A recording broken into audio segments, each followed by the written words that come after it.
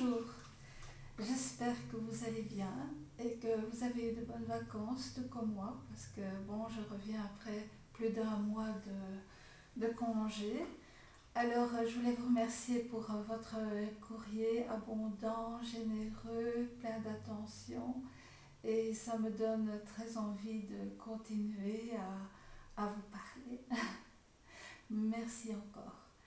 Alors aujourd'hui, de quoi vais-je vous parler? Je vais vous parler, parce qu'on me pose souvent la question, du voyage astral. La plupart des gens me demandent, mais comment est-ce que vous vivez ça dans le corps au moment que vous sortez? Est-ce que c'est quelque chose d'effrayant? Alors voilà, je vais vous répondre déjà à cette question-là pour aujourd'hui.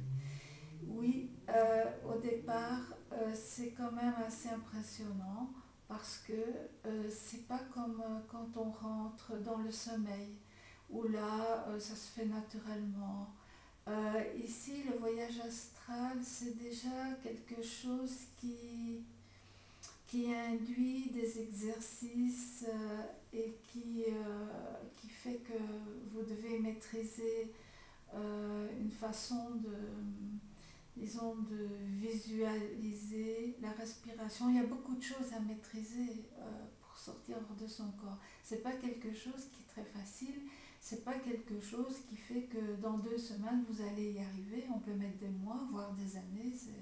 Moi j'ai mis très longtemps. Je vais pas vous dire combien de temps parce que je vais vous décourager.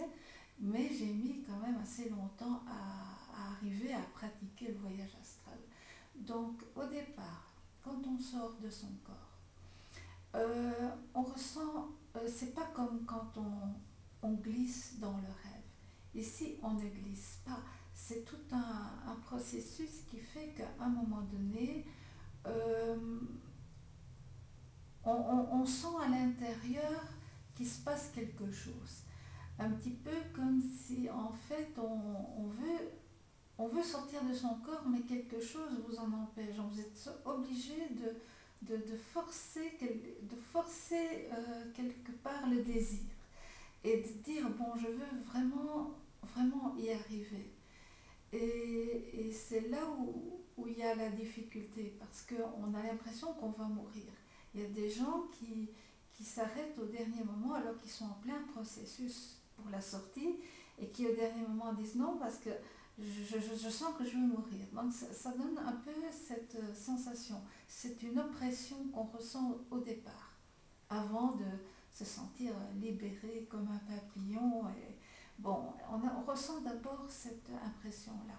Et donc ce bruit de train qui rentre dans un tunnel, on ressent ce bruit-là à l'intérieur de soi. Ça se passe assez rapidement, mais quand même c'est impressionnant. Donc au début, quand on n'a pas l'habitude, ça fait un peu peur. C'est comme je disais, c'est pas vraiment très naturel, mais en même temps, c'est une preuve magnifique pour soi, pour la survie et de voir des autres sphères, de revoir les gens qu'on aimait, de voir comme c'est merveilleux et beau de l'autre côté où tout vibre d'amour et vraiment c'est extraordinaire. Euh, on peut choisir aussi de se dédoubler près de son corps, c'est ce qu'on fait habituellement au début. Et là, les gens ne remarquent pas très bien leur corps parce que on est encore en semi-transparence, je dirais. Et plus on s'éloigne de son corps, étrangement, et plus le corps devient lumineux, coloré, tangible, magnifique. On est toujours plus beau dans l'astral, quoi. Et c'est ça. Mais au départ, quand on est près de son corps, on est encore un peu dans le semi-matériel, je dirais, dans semi, oui, pas coloré, donc j'avais envie de dire semi-fantomatique, mais j'aime pas trop l'expression quand même parce qu'elle paraît lugubre, mais en réalité c'est pas lugubre du tout, c'est simplement que ça se passe ainsi, c'est tout. Et quand on est vraiment loin dans les sphères, là on peut se voir soi-même et on se sent bien en fait, hein, c'est vrai. Maintenant, pour les personnes qui n'ont jamais vécu ça, c'est plus difficile, évidemment, de croire. Certains, je les comprends tout à fait. Certains mettront peut-être même en doute, mais c'est normal aussi. Euh, Tant qu'on n'a pas vraiment vécu ça, c'est très difficile de faire partager.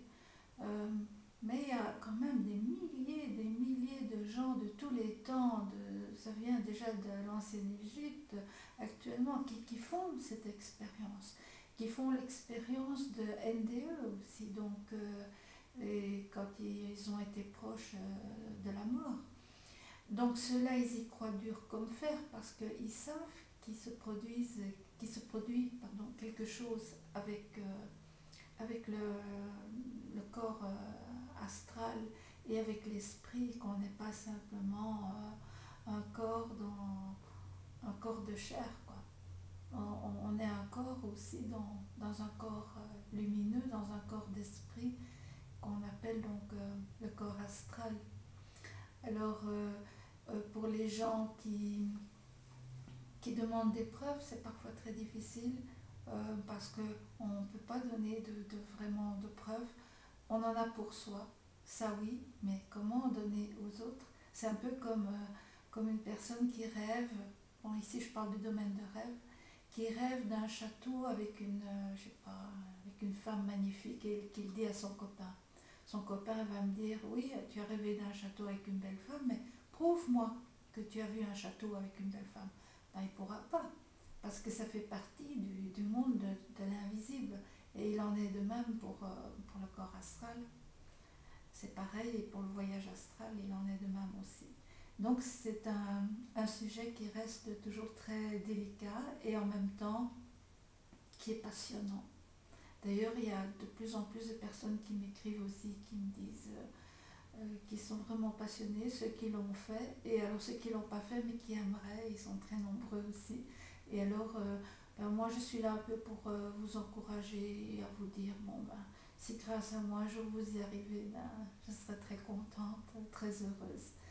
Je vais continuer à vous donner une petite vidéo maintenant que les vacances sont terminées, à peu près une fois par semaine, et comme ça vous aurez chaque fois des explications en plus sur ce sujet qui fascine beaucoup de monde quand même.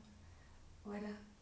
Et alors ce que je voulais dire aussi, c'est que bon, pour les personnes qui ont vécu l'expérience, malheureusement, tout le monde n'est pas écrivain, tout le monde ne peut pas écrire. Il y en a beaucoup qui veulent en parler, mais on ne les croit pas. Ou certains le disent, mais des amis en disant oui, mais tu ne vas pas raconter parce que on va pas, c'est délicat, on ne va pas me croire, etc. Donc j'ai envie de dire, c'est vrai que c'est un domaine qui n'est pas très facile, mais moi j'ai quand même envie un petit peu de me confier à la caméra, vu que je reçois beaucoup de courriers. Alors ben, j'essaye au moins de me rendre utile par rapport à ça, puisque c'est malgré tout une expérience. Je ne veux pas dire que je la maîtrise bien, parce qu'il y en a qui la maîtrisent beaucoup mieux que moi, mais disons que régulièrement j'arrive à le faire. Donc c'est déjà ça de gagner et je suis très contente, parce que ce sont chaque fois de très très très belles expériences. Rien de négatif en tout cas. Voilà, à très bientôt, je vous embrasse tous. Au revoir.